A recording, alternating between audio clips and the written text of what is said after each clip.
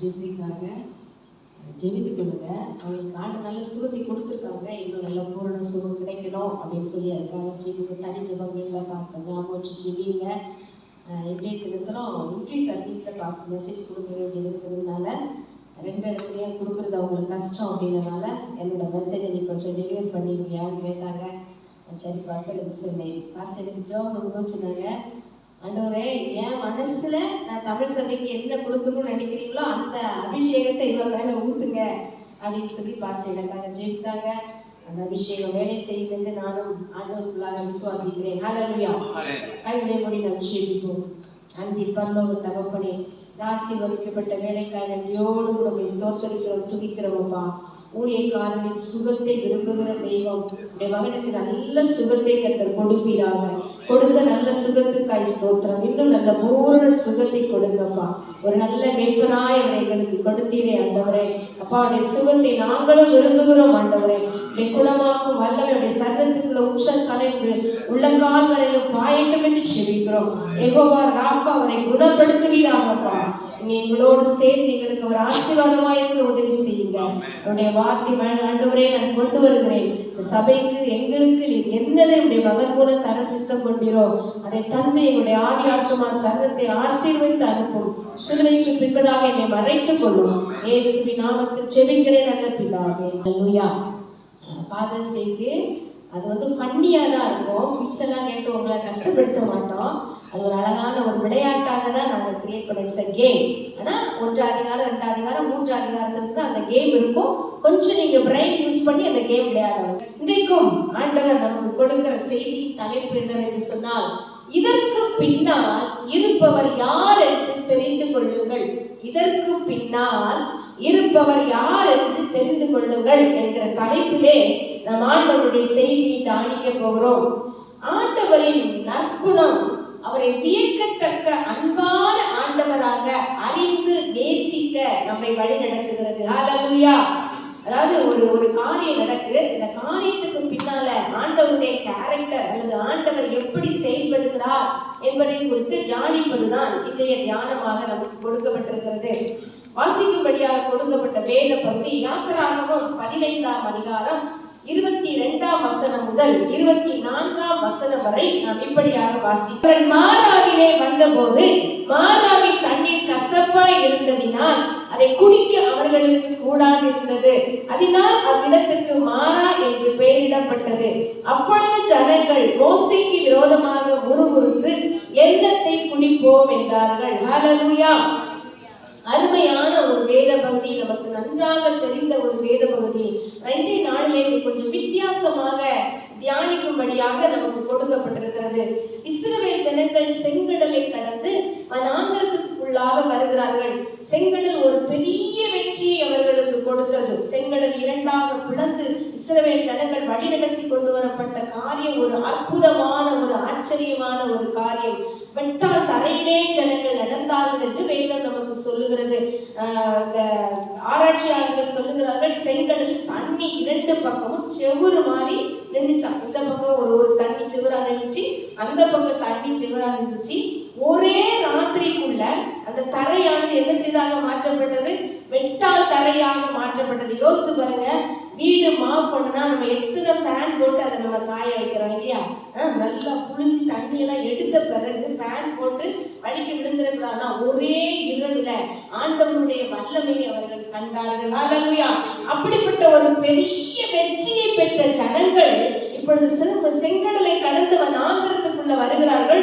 3 நாள் பிரயாணம். செங்கடல் வெற்றியை பெற்று கொண்டாடி மகிழ்ச்சியிலே 3 நாள் பிரயாணம் அவர்கள் வந்தாச்சு. வனாந்தரத்தில் அவங்களுக்கு என்ன இல்லை? தண்ணி இல்லை. ஹல்லேலூயா. தண்ணி இல்லாத ஒரு சூழ்நிலை. எது இல்லாட்டாலும் வாழ்க்கை நடத்திக்கலாம், தண்ணி இல்லாட்டா என்ன செய்ய முடியாது? வாழ முடியாது. மிகவும் கடினமான ஒரு சூழ்நிலை. அப்படிப்பட்ட ஒரு சூழ்நிலை 3 நாள் பிரயாணப்பட்டு வரும்போது அங்கே ஒரு ஓயாசிஸை அவர்கள் பார்க்கிறார்கள். ஒரு பாலைவன சோலை அங்கே பார்க்கிறார்கள். அங்கே தண்ணி இருக்கிறது, ஆடு மாடுகளுக்கு புல்லுகளெல்லாம் இருக்கிறது. அப்ப நினைக்கிறாங்க, சரி 3 நாள் நமக்கு தண்ணி இல்லை, இப்ப நம்ம அந்த தண்ணியை குடிச்சிடலாம் சொல்லி போய் அந்த நீரூற்றிலிருந்து தண்ணி எடுத்து குடித்தா அந்த தண்ணீர் மிகவும் கசப்பாக இருக்கிறது. ஹல்லேலூயா. குடிக்க முடியாத ஒரு சூழ்நிலை. பாருங்க, 3 நாள் தண்ணி இல்லாத ஒரு பிரயாணம், அழகான ஒரு பாலைவன தெரிகிறது. போய் குடிக்கலாம்னு ஆசையா தண்ணி எடுத்தா தண்ணி குடிக்க முடியாத கசப்பாக இருக்கிறது. ஆனபடினாலே ஜனங்கள் அந்த இடத்துல என்ன செய்கிறார்கள்? முதலாவது முறுமுறுக்க ஆரம்பிக்கிறார்கள். ஹல்லேலூயா! ஆண்டவருக்கு விரோதமாக அவர்கள் முறுமுறுக்கிறார்கள். செங்கடலை கடத்தி கொண்டு வந்த ஆண்டவரை மறந்து போனார்கள். ஹல்லேலூயா! அவர்களால கிரகிக்க முடியல. அந்த செங்கடலை கடந்து இவருங்க வந்தாங்க. செங்கடலை கடந்து அந்த பக்கம் வந்த உடனே ரெண்டு பக்கமும் மதிலாய் நின்ற தண்ணிகள் அந்த பார்வோனின் சேனைகளை மூடி அவர்களை அழித்து போட்டது. ஹல்லேலூயா! அப்படிப்பட்ட அதிசயத்தை பார்த்த ஜனங்கள் இப்பொழுது தண்ணி கசப்பா இருக்கிறபடினால ஆண்டவருக்கு விரோதமாய் முறுமுறுக்க ஆரம்பிக்கிறார்கள். மோசேயிடத்திலே சொல்லுகிறார்கள், எங்களுக்கு தண்ணி இல்ல, நாங்க எகிப்திலையாவது செத்து போயிருப்போம், எதுக்கு நீ எங்களை இங்க கூட்டிட்டு வந்தன்னு சொல்லி வேறு கீழே நம்ம வாசிக்கும் போது கொடுக்கப்படுகிறது. மோசே மேலே கல் எறியும்படிக்கு அவர்கள் கற்களை எடுத்தார்கள் என்று வேதத்திலே நாம் வாசிக்கிறோம். அப்படிப்பட்ட ஒரு முறுமுறுப்பின் சூழ்நிலை தான் இந்த யாத்திராகமம் 15ஆம் அதிகாரம் 22 முதல் 24 வரை உள்ள வசனங்களிலே அங்க கொடுக்கப்பட்டிருக்கிறது. ஜனங்கள் இப்படிப்பட்ட ஒரு சூழ்நிலை கடந்து வரும்போது ஆண்டவர் எப்படி அங்கே செயலாற்றுகிறார் என்று சொல்லி நாம் பார்க்க போகிறோம். எப்படி ஆண்டவர் செயலாற்றுகிறார் பாருங்க. மோசே கர்த்தரை நோக்கி கூப்பிட்டான். 25ஆம் வசனம். மோசே கர்த்தரை நோக்கி கூப்பிட்டான். அப்பொழுது கர்த்தர் மோசேக்கு ஒரு மரத்தை காண்பித்தார். அதை அவன் தண்ணீரில் போட்டவுடனே அது மதுரமான தண்ணீர் ஆயிற்று. அவர் அங்கே அவர்களுக்கு ஒரு நியமத்தையும் ஒரு நியாயத்தையும் கட்டளையிட்டு அங்கே அவர்களை சோதித்து என்று சொல்லி நாம் பார்க்கிறோம். இஸ்ரவேல் ஜனங்கள் ஆண்டவரிடத்திலே முடியல என்று சொல்லி அவர்கள் முறுமுறுத்தார்கள், ஆண்டவரை குற்றப்படுத்தினார்கள். ஆனால் இந்த வேத வசனம் அழகாக சொல்லுகிறது, அவர்கள் முறுமுறுத்து கொண்டிருந்தாலும் ஆண்டவர் முதலில் அவர்களின் சரீர சம்பந்தமான ஒரு தேவையை அவர் சந்தித்தார் என்று சொல்லி நாம் அங்கே பார்க்க முடிகிறது. ஹல்லேலூயா! பாருங்க, ஜனங்கள் முறுமுறுக்கிறாங்க, செய்த நன்மையை மறந்து போனார்கள். ஆனா ஆண்டவர் அவர்களை குற்றம் பார்க்கவில்லை. முதலாவது அவர்களுக்கு என்ன தேவை என்பதை ஆண்டவர் அறிந்து சரீர தேவையை அங்கே கொடுத்தார். ஹல்லேலூயா! நம்மளும் அப்படிதான். ஆசீர்வாதம், ஒரு ஆசீர்வாதம் பெற்றுவோம், அடுத்தால ஒரு கஷ்டம் வந்தோட என்ன செய்வோம்? என்னத்தை பெருசா செய்துட்டார், எம்மா நான் எவ்வளோ கஷ்டப்பட்டேன் தெரியுமா, நான் கடந்து வந்த பாடுகள் யாருக்காவது தெரியுமா என்று சொல்லிதான் நம்ம என்ன செய்வோம் சொல்லுமே தவிர அந்த நன்மை செய்த ஆண்டவரை அறிந்து கொள்ளுகிற ஒரு அறிவு மனிதர்களாகி நமக்கு குறைவாக இருக்கிறது. ஹல்லேலூயா! இஸ்ரவேல் ஜனங்கள் மத்தியிலும் அதுதான் நடந்தது. பிரியமானவர்களே, அவங்க என்ன செய்தார்கள்? ஆண்டவரை முறுமுறுத்தார்கள். ஆனா ஆண்டவர் எப்படிப்பட்டவராயிருந்தார்? நன்மையில் அவர் நிலையானவர். ஹல்லேலூயா! நம்ம முறுமுறுத்தாலும் சரி, முறுமுறுக்காவிட்டாலும் சரி, அவர் நன்மை செய்கிறதிலே சோர்ந்து போகாத ஆண்டவர். ஹல்லேலூயா! ஹல்லேலூயா! அவருக்கு தெரியும், இவங்களுக்கு இன்னைக்கு கொடுத்தா போட்டிப்பாங்க, நாளைக்கு கொடுத்த இல்லைன்னு சொன்னா தூற்றுவாங்கன்னு தெரியும். ஆனா தேவன் நம்மளை அறிந்து கொண்டபடினாலே அவர் எப்பொழுதும் நமக்கு நன்மை செய்கிறவராகவே இருக்கிறார். திரேசாக்கா அன்னைக்கு சொன்னாங்க, ஆண்டவரே நீரே போதும் ஆண்டவரே, எங்களுக்கு வேறொரு ஆண்டவர் வேண்டாம், வேறொரு கடவுள் எங்களுக்கு வேண்டாம். கிறிஸ்துவுக்குள் பிரியமானவர்களே, இன்றைக்கு நாம் ரட்சிக்கப்பட்டிருக்கோம், இயேசுவை அறிந்திருக்கிறோம், அதனுடைய மகிமை நமக்கு கொஞ்சம் தான் தெரியுது. ஆனா நீங்க இந்துல இருந்து ரட்சிக்கப்பட்ட அந்த ஆளுங்களை நீங்க பாருங்க, ரொம்ப ஸ்ட்ராங்கா ஆண்டவரை பிடித்துக் கொள்வாங்க. அவருடைய ஒவ்வொரு மகத்துவத்தையும் குறித்து அவங்க என்ஜாய் பண்ணுவாங்க. ஒண்ணு வேண்டாம், நம்முடைய குடும்பத்தில் எடுத்துக்கிடுவோம். நம்மள ஆண்டவர் அழைத்து இவ்வளவு ஆசீர்வதிச்சிருக்கிறார். நம்ம இரத்த சம்பந்தம், நம்ம கூட பிறந்த சகோதரர்களுக்கு இந்த ஆசீர்வாதம் இருக்குன்னு நினைக்கிறீங்களா? இல்ல. கொஞ்சம் யோசித்து பாருங்க. அவங்க கூட நீங்க பேசும்போது பழகும் இந்த வித்தியாசத்தை நம்மால பார்க்க முடியும். ஹல்லேலூயா!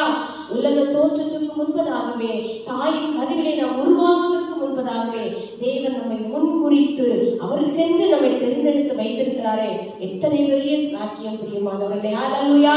இந்த பாக்கியத்தை நாம் வாயினால் விவரிக்க முடியாது. கரங்களை உயர்த்தி ஆண்டவருக்கு அல்லேலூயா சொல்லுவோமா? நன்றி ஆண்டவரே, உமக்கு அல்லேலூயா.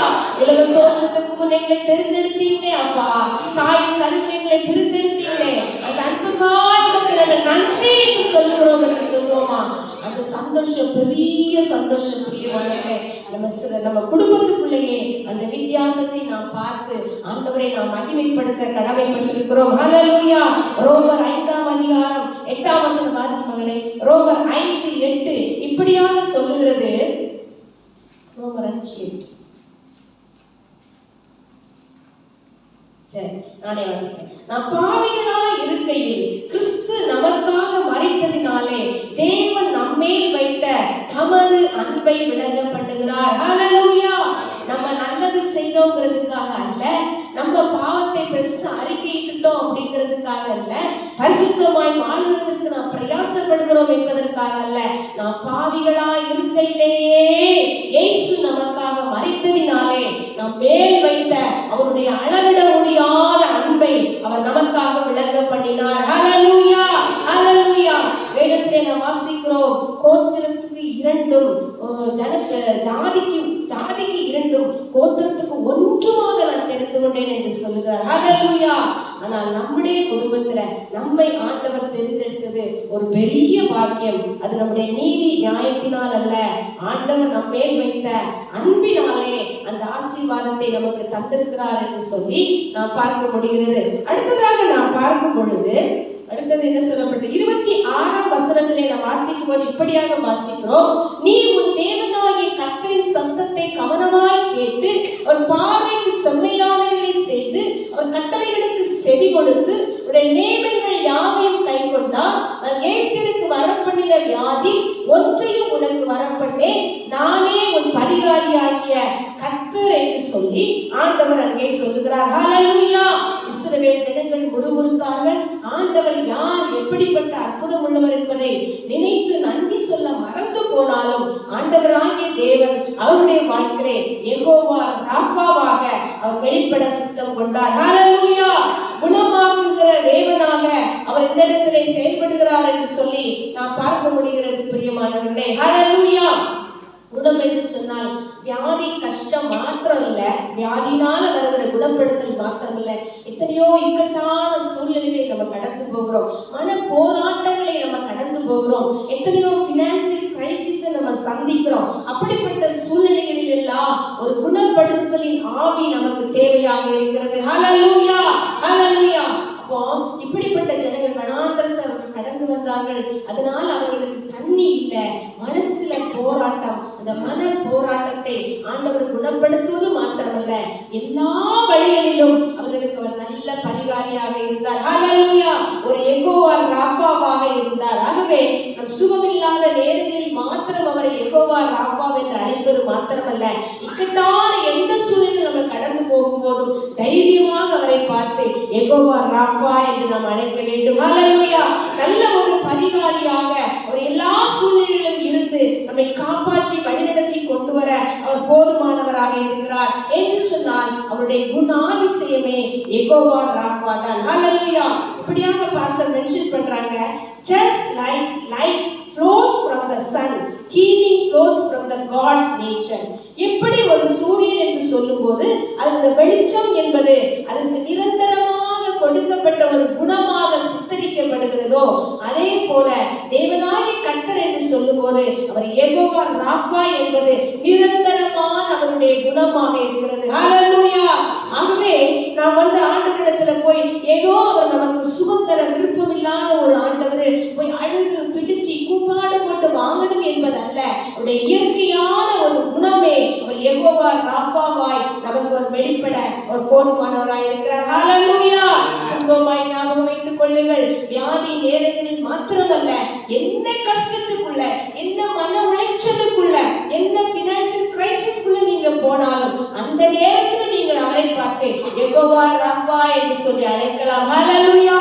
அந்த சூழ்நிலை அவர் நல்ல பரிகாரியாய் வந்து நமக்கு ஒரு உதவி செய்ய போதுமானவராய் இருக்கிறார். ஹல்லேலூயா, ஹல்லேலூயா.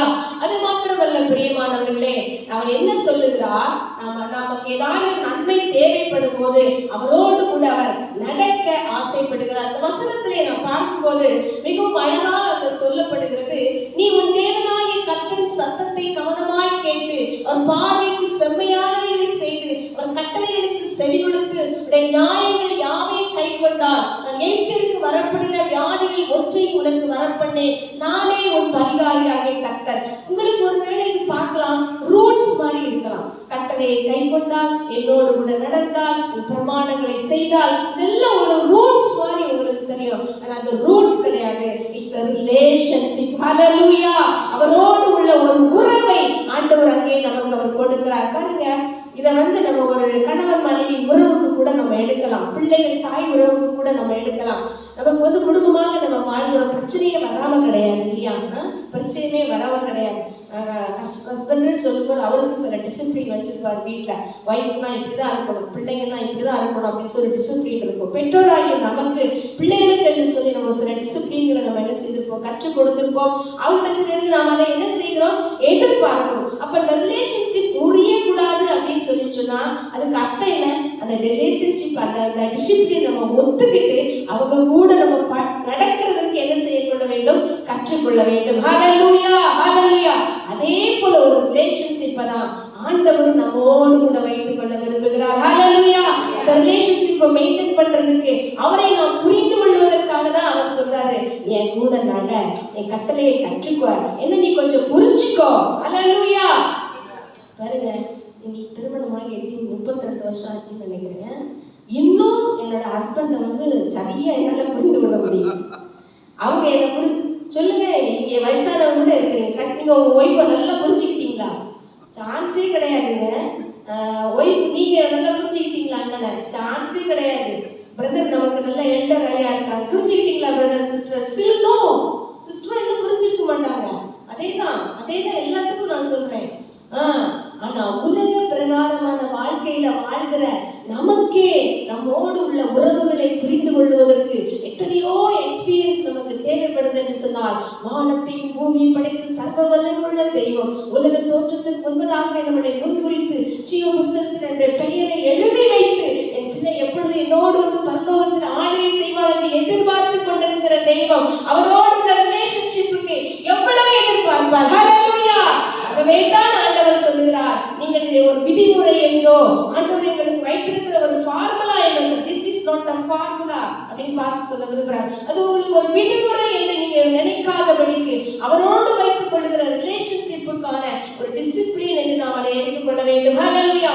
ஆகவே தான் ஆண்டவர் அருமையான வார்த்தை, நீ உன் தேவனாகிய கர்த்தரின் சத்தத்தை கவனமாய் கேட்டு ஒரு பார்வைக்கு செம்மையானதை செய்து. ஹஸ்பண்ட் கூட அப்படிதான் சொல்லுவாங்க, சொல்றத முதல்ல கவனமா கேளு, சொல்றத முதல்ல கவனமா கேளு, அதுக்கப்புறம் பேசு. கேட்கறதுக்கு முன்னால உத்தரம் சொல்லாத. பைபிள் கூட சொல்றது, காரியத்தை கேட்கும் முன் உத்தரம் சொல்லுகிறது வழியில போற நாய காதை பிடிச்சி திருக்கிறதுக்கு சமானம் என்று வேதம் சொல்லுகிறது. நீங்க நாயை பிடிச்சி திருக்குனீங்கன்னா தெரியாது, வெட்டிட்டு கடிச்சிரு. சோ அருமையானவர்களே, ஆண்டவர் அழகாக நமக்கு சொல்லிக் கொடுக்கிறார். கவனமாய் கேட்டு ஒரு பார்வைக்கு செம்மையானவர்களை செய்து ஒரு கட்டளைகளுக்கு செவி கொடுத்து நியாயங்கள் யாவையும் கை கொண்டால் நான் எய்திற்கு வரப்பண்ணின வியாதிகளில் ஒன்றையும் உனக்கு வரப்பண்ணேன், நானே உன் பரிகாரியாகிய கர்த்தர். ஹல்லேலூயா, ஹல்லேலூயா, ஹல்லேலூயா. ஆண்டவர் நமக்கு யெகோவா ராஃபாவாக பரிகாரியான கர்த்தராக இன்றைக்கு நம்முடைய வாழ்க்கையிலே செயல்பட ஆசையோடு கூட நின்று கொண்டிருக்கிறார். பிரியமானவர்களே, அடுத்ததாக நாம் பார்க்கும்போது என்ன பார்க்கிறோம்? யாத்திராகமம் 33ஆம் அதிகாரம் 13ஆம் வசனம் சொல்கிறது, உம்முடைய கண்களில் இப்பொழுது எனக்கு கிருபை கிடைத்ததானால் நான் உம்மை அறிவதற்கும் உம்முடைய கண்களில் எனக்கு கிருபை கிடைப்பதற்கும் உம்முடைய வழியை எனக்கு அறிவியும், இந்த ஜாதி உம்முடைய ஜனம் என்று நினைத்தருளும் என்றார். ஹல்லேலூயா. சங்கீதம் 103:7 சொல்கிறது, அவர் தமது வழிகளை மோசேக்கும் தமது கிரியைகளை இஸ்ரவேல் புத்திரருக்கும் தெரிய பண்ணினார். ஹல்லேலூயா. இந்த ஆண்டவர் அடுத்ததாக நம்மிடத்துல இந்த சூழல், இந்த மாறாவின் சூழலே இஸ்ரவேல் ஜனத்திலே எதை எதிர்பார்க்கிறார்? அவரோடு கூட நாம் நடக்க வேண்டும் என்று அவர் விருப்பப்படுகிறார். ஹல்லேலூயா, ஹல்லேலூயா. அதைத்தான் பாஸ்டர் நமக்கு அழகா சொல்லி கொடுக்குறாங்க. என்ன அவரோடு நடக்கிறதுனால நமக்கு என்ன பலன் கிடைக்கிறது பாருங்க. இது ஆண்டவருடனான உங்கள் உறவை ஆழப்படுத்தும். ஹல்லேலூயா. ஹஸ்பண்ட் அண்ட் ஒய்ஃப் பிரிஞ்சு இருந்தாங்க அப்படின்னு சொன்னா அண்டர்ஸ்டாண்டிங் அவ்வளவா என்ன செய்யாது, கிடைக்காது. ஹல்லேலூயா. அப்போ ஓரிடத்துல நாம் இருக்கும்போது அந்த உறவு ஆழப்படுகிறது, ஆழப்படுத்தப்படுகிறது. கடினமான காலங்களில் ஆண்டவரை நம்புவதற்கு அது நமக்கு உதவுகிறது. ஹல்லேலூயா. அடுத்ததாக மற்றவர்களை வழி நடத்த இது உங்களுக்கு உதவுகிறது. ஹல்லேலூயா. இந்த 4 பாயிண்ட்ஸ் பாஸ் சொல்லியிருக்காங்க. ஒன்று அவருடைய உறவை ஆழப்படுத்த உதவுகிறது. கடினமான காலங்களிலே ஆண்டவர் என்னென்ன காரியங்களை செய்ய போகிறார், கஷ்டமான ஒரு சூழ்நிலை, வியாதியின் படுக்க, அப்ப இந்த சூழ்நிலை ஆண்டவர் ஏதோ ஒன்றை அவர் செய்ய போகிறார் என்று சொல்லுகிற அந்த புரிந்து கொள்ளுதலை அது நமக்கு கொடுக்கிறது. அது மாத்திரமல்ல, இது உங்கள் நம்பிக்கையை நிலையாக வைத்திருக்கும். ஹல்லேலூயா. செங்கடலை கடந்து வந்து முறுமுறுத்தாலும் இந்த ஒயாசிஸை, இந்த பாலைவன சோலையை பார்த்து இந்த மாறாவின் தண்ணீர் மதுரமாய் மாற்றப்பட்ட போது அவர்களுக்கு ஒரு நிலையான விசுவாசம் வந்திருக்கும். ஹல்லேலூயா.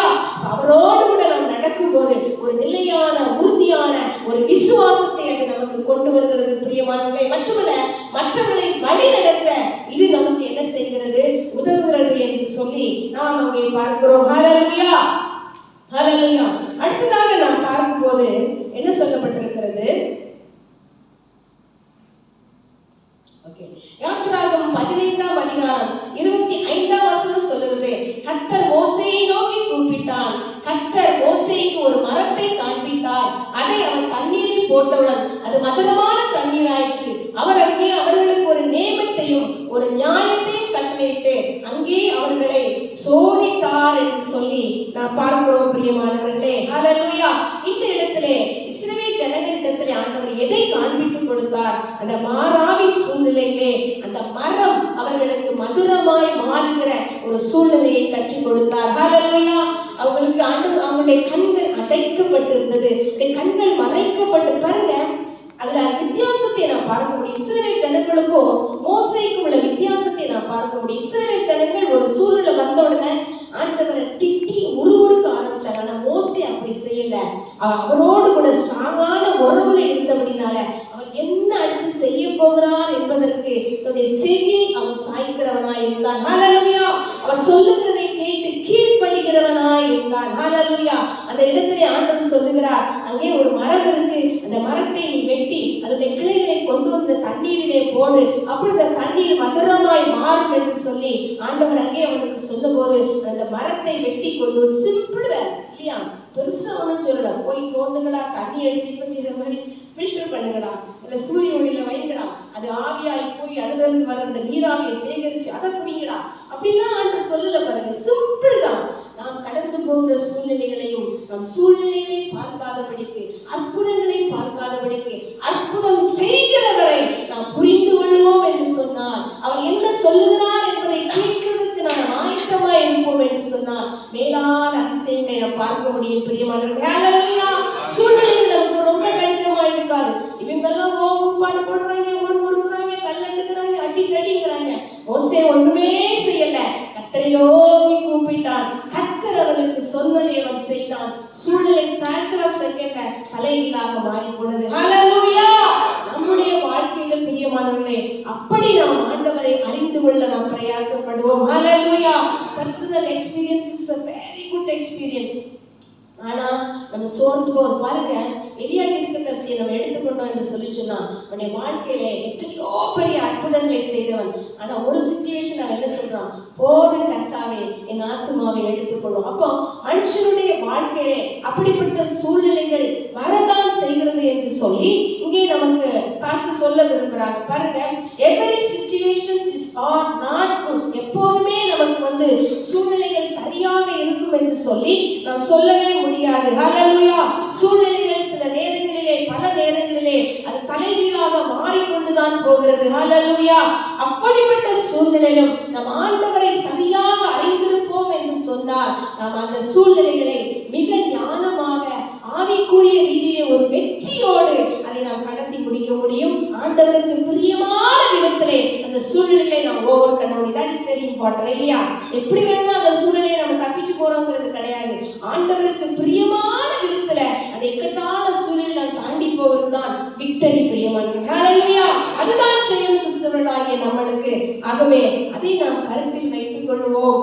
மோசேயை போல நம் ஞானம் உள்ளவர்களாய் ஆண்டவரை குறித்து அற்புதத்தை மாத்திரமல்ல, அற்புதம் செய்கிறவரை நாம் புரிந்து கொள்ள வேண்டும் என்று சொல்லி இங்கே நமக்கு சொல்லப்படுகிறது. ஹல்லேலூயா.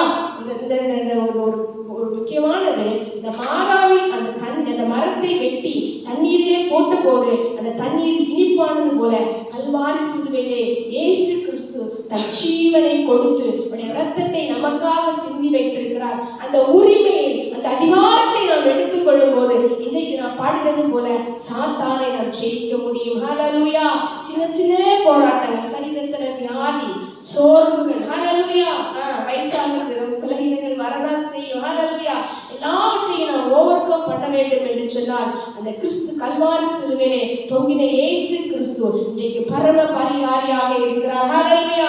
இயேசு கிறிஸ்து இந்த பூமியிலே சுற்றி திரிந்த நாட்களே அந்த ஜனங்களுக்கு அவர் யெகோவா ராஃபாவாக இருந்தார். குருடரின் கண்களை திறந்தார், உடவர்களை நடக்க பண்ணினார், குஷ்டரோகிகளை சுஸ்தமாக்கினார், காய்ச்சலா இருந்தவங்களை கூட அவர் சுகமாக்கினார். மரித்து போன லாசருவை உயிரோடு கூட எழுப்புற தேவன் கல்வாரி சிலுவையில் இன்னைக்கு ஜீவனை கொடுத்து இந்த அதிகாரத்தை நம்முடைய கையிலே கொடுத்திருக்கிறார். ஹல்லேலூயா.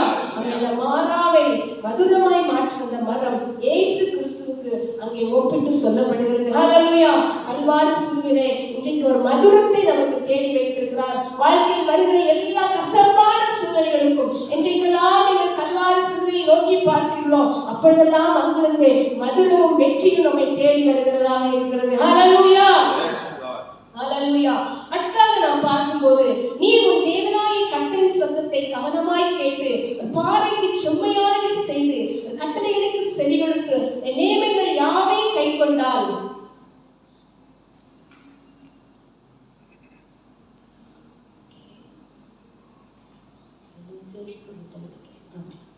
மாறா என்பது சிலுவைக்கு அடையாளமாக, அந்த மாறா மதுரமானது சிலுவைக்கு அடையாளமாக அங்கே சொல்லப்படுகிறது. ஹல்லேலூயா. அடுத்ததாக நாம் பார்க்கும் பொழுது யாத்திராகமம் 15ஆம் அதிகாரம் 26ஆம் வசனம் சொல்கிறது, நீ உன் தேவனாகிய கர்த்தரின் சத்தத்தை கவனமாய் கேட்டு அவர் பார்வைக்கு செம்மையானபடி செய்து அவருடைய கட்டளைகளுக்கு செவி கொடுத்த நேமைகள் யாவையும் கை கொண்டால் எகிப்திற்கு வரப்பண்ணின வியாதிகளில் ஒன்றையும் நான் உங்களுக்கு வரப்பண்ணேன் என்று சொன்ன தேவன் யெகோவா ராஃபாவாய் நமக்கு செயல்படுகிறது மாத்திரமல்ல, நம்முடைய கசப்பான இடங்களில் இயேசு சிலுவையில் தம்முடைய முடிக்கப்பட்ட வேலையின் நிமித்தம் அவற்றை எல்லாம் அவர் நீக்கி போடுகிறவராக இருக்கிறார். ஹல்லேலூயா. ஹல்லேலூயா. தைரியமாக இந்த யெகோவா ராஃபாவை சிலுவையின் மகத்துவத்தில் இருந்து சிலுவையின் ஆசீர்வாதத்தில் இருந்து நாம் பெற்று அனுபவிக்க முடியும் என்று சொல்லி இங்கே நமக்கு சொல்லப்பட்டிருக்கிறது. ஹல்லேலூயா. அடுத்ததாக நாம் பார்க்கும்போது யாத்திராகமம் 15:27 சொல்லுகிறது, பின்பு அவர்கள் ஏரிமுக்கு வந்தார்கள், அங்கே 12 நீரூற்றுள்ள 70 பேரீச்ச மரங்கள் இருந்தது, அங்கே தண்ணீர் அருகே பாளையம் இறங்கினார்கள். ஹல்லேலூயா. நீங்க எப்பொழுதெல்லாம் மாறாவை கடந்து வருகிறீர்களோ அப்பொழுது ஒரு ஏரி நமக்கு இருக்கிறது என்பதை நாம் மறந்து போக கூடாது. ஹல்லேலூயா. இந்த ஏரியிலே 12 நீரூற்றுகள் இருந்தது, 70 பேரீச்ச மரங்கள் இருந்தது. ஹல்லேலூயா. இந்த வனாந்தர யாத்திரை முழுவதுமாய் அவர்கள் கடந்து போகிறதற்கு அந்த 12 நீரூற்றுகளும் ஒவ்வொரு கோத்திரத்துக்கும் ஒவ்வொரு நீரூற்றும் நீர் சுரந்து கொண்டே இருந்தது. ஹல்லேலூயா. 70 பேரீச்ச மரங்களிலே இருந்து பழங்கள் கிடைத்துக் கொண்டிருந்தது. நாங்க ஓமனுக்கு போயிருக்கும் போது எங்க அண்ணன் சொன்னாங்க, ஒரு பேரீச்ச மரத்துல எத்தனை லாரிப்பா, எத்தனையோ லாரி பேரீச்ச மரம் கிடைக்குமா? ஒரு பேரீச்ச மரத்துல சீசன்ல நீங்க போனீங்கன்னா ஒரு பேரீச்ச மரத்துல எத்தனையோ பெரிய பெரிய லாரி பேரீச்ச மரம். அப்ப 70 பேரீச்ச மரத்துல அவர்களுக்கு தாரா இன்றைக்கு அது விளையுதுன்னு சொன்னா அன்னைக்கு இஸ்ரவேல் ஜனங்களுக்கு எவ்வளவு செழிப்பா அது விளைஞ்சிருக்கு யோசித்து பாருங்க பிரியமானவர்களே. நம்முடைய தேவன் எவ்வளவு வல்லமை உள்ள தேவன். ஹல்லேலூயா. அவரோடு கூட உள்ள உறவை நாம் புதுப்பித்துக் கொள்ளுவோம், அவரோடு கூட நடக்க நாம் கற்றுக்கொள்ளுவோம். மாறா போன்ற கசந்தமான சூழ்நிலைகள் நம்முடைய வாழ்க்கையிலே வரும்போதெல்லாம் சோர்ந்து போக வேண்டிய அவசியம் இல்லை. மனதிலே வைக்க வேண்டியது என்ன? இந்த மாறாவின் சூழ்நிலையை மாற்றி போடுகிற கல்வாரி சிலுவையினோடு கூட இருக்கிறது. ஹல்லேலூயா. மாறாவின் கசப்பான தண்ணீரை மதுரமாய் மாற்றின இயேசு கிறிஸ்துவின் இரத்தம் எனக்காக ஊற்றப்பட்டிருக்கிறது. இதை எடுத்து நான் எல்லா சூழ்நிலைகளையும் நான் கடந்து போக முடியும் என்று சொல்கிற ஒரு நம்பிக்கை விசுவாசத்தை நாம் வளர்த்துக் கொள்ள வேண்டும் பிரியமானவர்களே. ஹல்லேலூயா. அது மாத்திரமல்ல, ஒன்றை புரிந்து கொள்ள வேண்டும், எப்பொழுதெல்லாம் மாறா வருகிறதோ அடுத்ததாக ஒரு விசேஷித்த ஓயாசிஸ் 70 பேரீச்ச மரங்களும் 12 நீரூற்றுகளும் உள்ள ஒரு ஏரி நமக்கு இருக்கிறது. ஹல்லேலூயா. ஹல்லேலூயா. கரங்களை வைத்து நன்றி சொல்லுவோமா? நன்றி ஆண்டவரே. மாறாவை கடந்து போகும் போதெல்லாம், வியாதி நகோரத்தை நாங்கள் கடந்து போகும் போதெல்லாம், தள்ளப்பட்ட சூழ்நிலைகளை கடந்து போகும் போதெல்லாம், எத்தனையோ பணத்தேவைகளை நாங்கள் சந்திக்கும் போதெல்லாம் நாங்கள் விசுவாசிக்கிறோம் ஆண்டவரே, எங்களுக்கு ஒரு ஏரி இருக்கிறது. ஹல்லேலூயா. எங்களுக்கு ஒரு கானான் இருக்கிறது. ஹல்லேலூயா. ஆண்டவரே, இதில் எல்லாவற்றுக்கும் மேலாக அடிக்கப்பட்ட இயேசுவோடு கூட இருந்து என்னை நடத்தி கொண்டு போக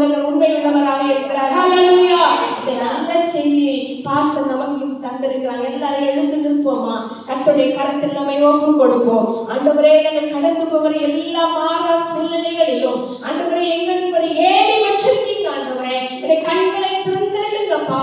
அதை நாங்கள் கற்றுக்கொள்ளுகிற, அறிந்து கொள்ளுகிற உம்மோடு உள்ள அந்த நல்ல உறவை எங்களுக்கு உறுதிப்படுத்துங்க. ஆண்டவரே, எங்களை ஆசீர்வதிங்க என்று சொல்லி இந்த பாட்டை உற்சாகமாய் பாடி விசுவாசத்தோடு ஆண்டு சமூகத்தில் ஆசீர்வாதத்தை பெற்று கடந்து போவோம். கர்த்தர் தாமே நம்மை ஆசீர்வதிப்பாராக.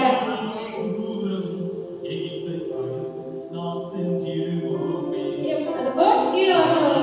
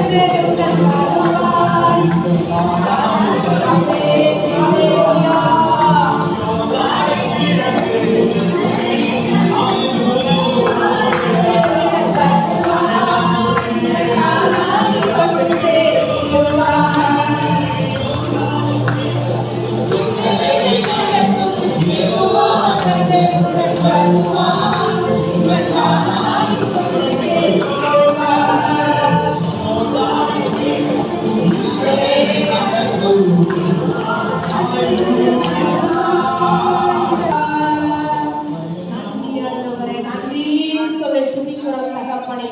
ஆண்டவரே, நாங்கள் கானானிலே நாங்கள் கடந்து போகும்படிக்காய் ஆண்டவரே, எங்கள் கண்களுக்கு எட்டாத தூரத்திலே இருந்தாலும் யெகோவா தேவன் எங்களோடு கூட இருந்து மாறாவின் சூழ்நிலைகள் எல்லாம் மாற்றி இந்த வருடத்திலே ஏலேமுக்குள்ளாய் நீ நடத்தி கொண்டு போகிற நல்ல ஆசீர்வாதத்துக்காய் நன்றி என்று சொல்லுகிறோம். ஆவி ஆத்துமா சர்வத்திலே யெகோவா ராஃபாவாய் செயல்படுவீராகப்பா. எங்களை ஆசீர்வதித்ததற்காய் நன்றி.